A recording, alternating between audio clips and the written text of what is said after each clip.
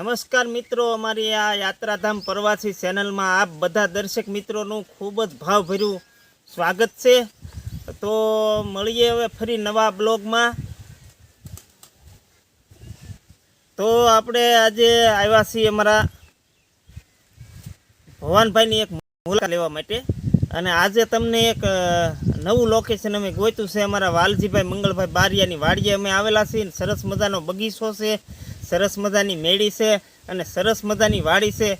તો વાડીનો નજારો પણ તમને આમાં જોવા મળશે। અને અમારી એક એવી વાતો આજ અલગ જ અમે વાત લઈને આવ્યા છીએ। આગલા વિડીયામાં અમે ભવાનભાઈને ખૂબ તમે માણ્યા છો અને ખૂબ તમને મજા આવી છે। જ્ઞાનની વાતો, નાટકોની વાતો, પછી નવઘણની વાત, દેવાત બોદલની વાત એ આપણે આગલા વિડીયોની અંદર કહી દીધી।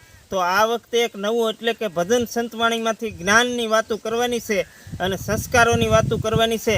તો લાગી રહેજો અમારા વિડીયોમાં, અને અમારો વિડીયો આ તમે પૂરેપૂરો જોજો, તમને મજા આવશે, તમને કંઈક જાણવા મળશે।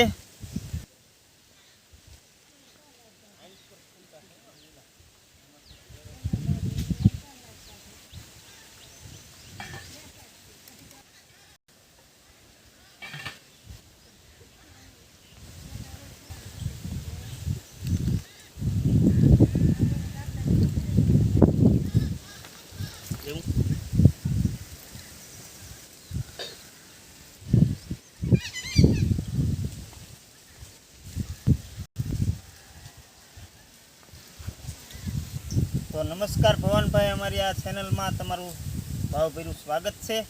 તો દર્શક મિત્રોને તમે જ્ઞાન અને સંસ્કારની થોડીક વાતો પીરશો। આપણે સતવાણી કાર્યક્રમ રાખ્યો હોય ત્યારે ભજનીક ભાઈઓ બધા ભેગા થાય, અને જે ભાઈ ભજનની શરૂઆત કરે એ પહેલાં એકાદ બે સાખી બોલે, જેને જે અનુકૂળ આવતી એવી બોલે। એમાં એક સાખી મને યાદ છે કે સોજાને વળી સુલક્ષણા, જેને હાડેની હલકી વાત, તોરલ કે હું પૂછું ની તારી કોણ જાત કે ભાત।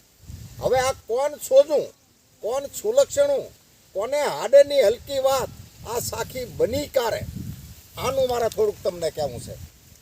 આ સાખી જ્યારે અંજારમાં બની, અંજારમાં સતી તોરલનો આશ્રમ હતો, અને આશ્રમે માણસ આવે ત્યારે રસ્તામાં એક સમન નામના ખાટકીની દુકાન આવતી।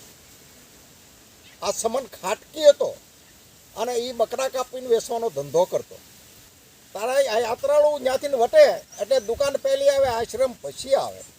જઈને ફરિયાદ કરે કે માતાજી, આ રસ્તામાંથી એક દુકાન જો હટી જાય ને તો આ યાત્રાળુના મન ન ફૂગાય।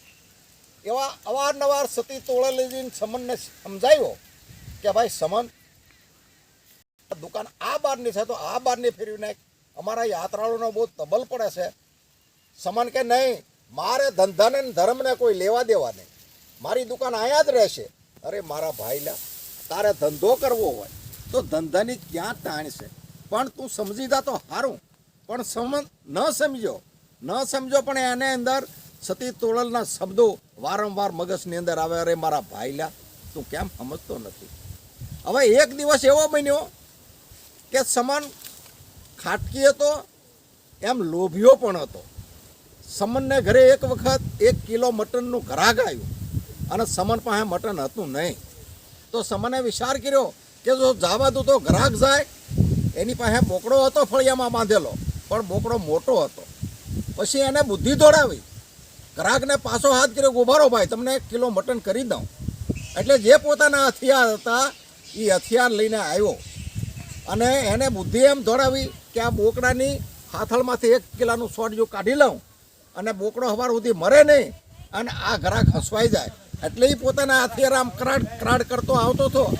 હવે કર્મ સંજોગે એ બોકડો ફરવા માંડ્યો, અને બોકડાને કડકડાટ દાંત આવ્યા એટલે સમન કહે છે, દાંત કાઢમાં, તારા માટે જ હથિયાર લઈને આવું છું। એ કે એના મને દાંત નથી આવતા।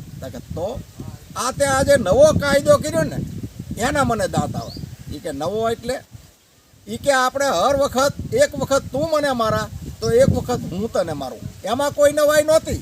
પણ આજ તું આ મારી હાથળમાંથી સોહેલું કરીને આપી દે, તો હવે પછી મારે તારી હાથળનું સોહેલું કોને દેવું?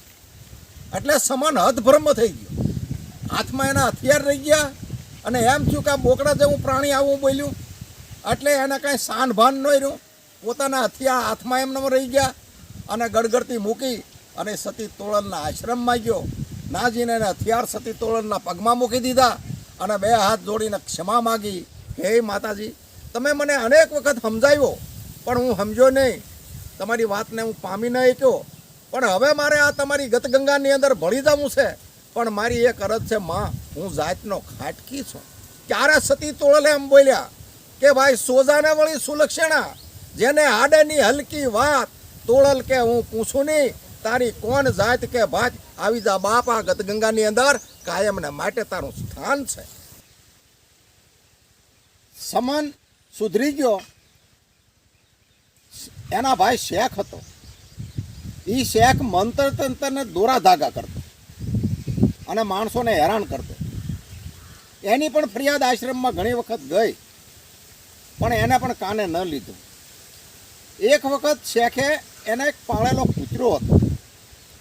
એ કૂતરાને ઝેર દીને મારી નાખ્યો અને સતી તોળલના આશ્રમને દરવાજામાં મૂકી આવ્યા. 4 માણસોના 5 નક્કી કર્યા રાખ્યા, લઈ ગયા. કૂતરો ગોતતા ગોતતા ગયા ત્યાં કૂતરો લીલો કાસ થઈને મરેલો આશ્રમના દરવાજામાં પડેલો. કોકે કીધું કે શેખનો કૂતરો મરી ગયો, શેખનો કૂતરો મરી ગયો. માણસો ભેગા થયા ત્યાં કે કોઈ બરકો મારું ને બરકો ઢળીને નાખી આવે. ત્યાં જે આના સાડીખોર માણસો હતા એને એમ કીધું કે ના ના, એમાં બરકવાનું હું હોય, ભલા માણા આ સતીને કેવો સતીને એ આમ સજીવન કરી નાખે. કોકે વાત કરી સતી તોળલને કે માં આપણા આંગણામાં કૂતરો મરી ગયેલો પડ્યો અને માણસો આવી વાતો કરે.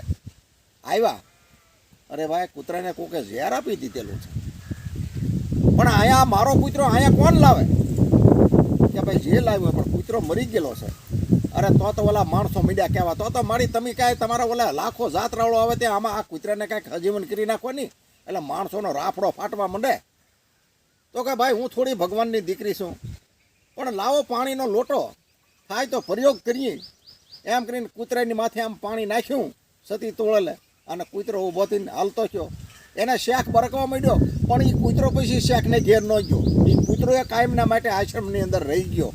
આજે તમે અંજાર જાઓ તો કૂતરાની પણ ત્યાં સમાજ છે.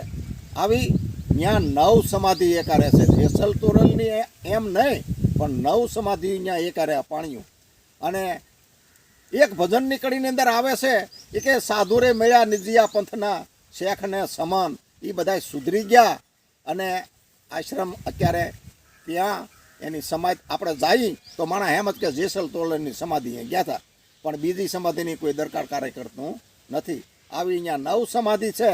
જો જેસલ તોરલ, સાંસતીયો સધીર, શેખ અને સમાન, સ્માન નામનો કૂતરો, તોળી ઘોડી અને વીર દીપકીઓ, આ 9 સમાધિ અંજારની અંદર અત્યારે મોદી છે. મિત્રો જાઓ તો કારક તપાસ કરજો.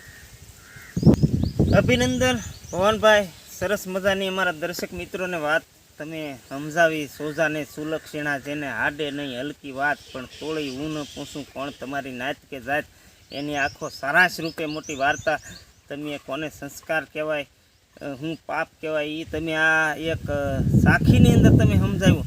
તો દર્શક મિત્રો, આ જ્ઞાન તમારા જીવનમાં બધું ઉતારવા જેવું છે. અને આ વિડીયો તમે અવારનવાર અમારો જોતા રહેજો, લાઈક કરજો, શેર કરજો અને સબસ્ક્રાઈબ કરજો અમારી ચેનલને. આવા નવા વિડીયા જોવા માટે નવા જે કોઈ મિત્રો અમારા વિડીયા જોતા હોય એ અમારી ચેનલને સબસ્ક્રાઈબ કરી દેજો. નમસ્કાર.